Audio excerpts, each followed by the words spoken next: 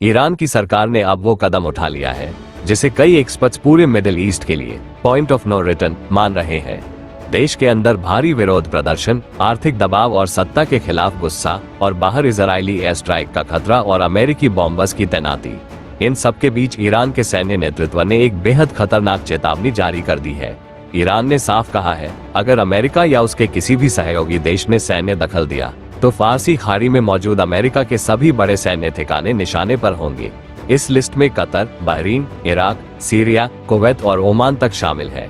मतलब सिर्फ एक देश नहीं बल्कि पूरा इलाका युद्ध के मैदान में बदल सकता है। विशेषज्ञों के मुताबिक ये रणनीति सिर्फ जवाबी हमला नहीं है बल्कि एक तरह की स्कॉच्ड अर्थ पॉलिसी यानी जली हुई धरती की नीति है। अगर ईरान को गिरना पड़ा तो वो अपने साथ पूरे क्षेत्र की स्थिरता और वैश्विक ऊर्जा सप्लाई को भी गिराने के लिए तैयार है। फारसी खाड़ी दुनिया की सबसे अहम तेल सप्लाई लाइन है।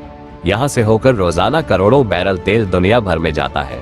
अगर यहाँ युद्ध छिड़ता है तो सिर्फ मिसाइलें नहीं गिरेंगी बल्कि पेट्रोल, गैस और बिजली की कीमतें भी आसमान छू जाएंगी। इस चेतावनी का समय भी बेहद अहम है। खबरें हैं कि इजराइल ने ईरान के भीतर डिकैपिटेशन स्ट्राइक यानी सीधे सैन्य और राजनीतिक नेतृत्व को निशाना बनाने की तैयारी कर ली है।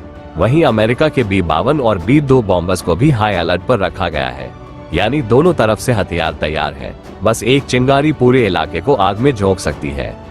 ईरान का संदेश अब पूरी दुनिया के लिए है, अगर हमें अकेला किया गया, अगर हमें कोने में धकेला गया तो हम सिर्फ अपना बचाव नहीं करेंगे, हम उस सिस्टम को भी हिला देंगे जो पूरी दुनिया की अर्थव्यवस्था को चलाता है। अब सवाल ये नहीं है कि हालात बिगड़ सकते हैं या नहीं, सवाल ये है कि पहला बटन कौन दबाएगा, और अगर वो बटन दब गया तो इसका असर सिर्फ मिडिल ईस्ट तक सीमित नहीं रहेगा बल्कि पूरी दुनिया इसकी कीमत चुकाएगी।